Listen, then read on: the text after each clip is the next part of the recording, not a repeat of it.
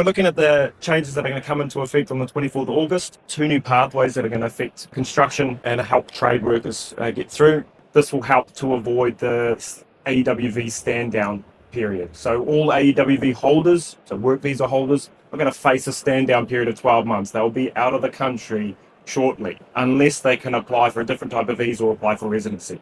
So hence these changes are really, really important. So we've got two new categories here, the skilled work experience category.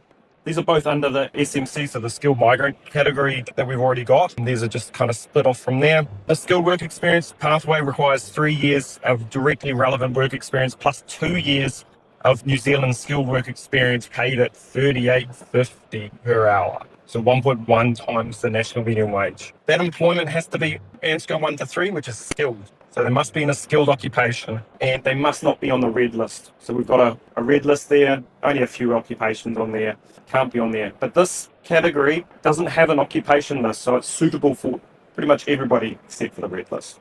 You've got the trades and technician pathways, the other option, and this is going to be bigger for the construction industry, but maybe not for guys who are already in New Zealand. It is difficult for them to gain the post-qualification work experience required. So they've got an occupation list for this one. They need a level 4, a relevant level 4 qualification, and then they need a total of 4 years post-qualification work experience. So that's 2.5 years of experience that could be offshore or in New Zealand, but they must have 18 months New Zealand skilled work experience paid at the median wage. Those on the amber list, there's another list, they must be paid at least 1.2 times the median wage. All right.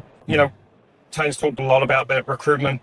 When we're recruiting, we've got to keep these things in mind, the qualification. Not just looking for the work experience, but look for that qualification for their residency pathways. On the skilled work experience pathway, there is something that you really need to pay attention to, and that's the wording of directly relevant, or the definition of directly relevant. We've never had that term in immigration before, so it's a new one. Immigration just released the instructions on this. It must be an ANZCO skill level 1 to 3 occupation, so a skilled job. It's got to be directly relevant. It must be full-time, so at least 30 hours a week. Difficult to prove for some people with offshore work experience. It must have been completed within the last 10 years, and it can't be from self-employment, and we have no definition of what self-employment is going to be.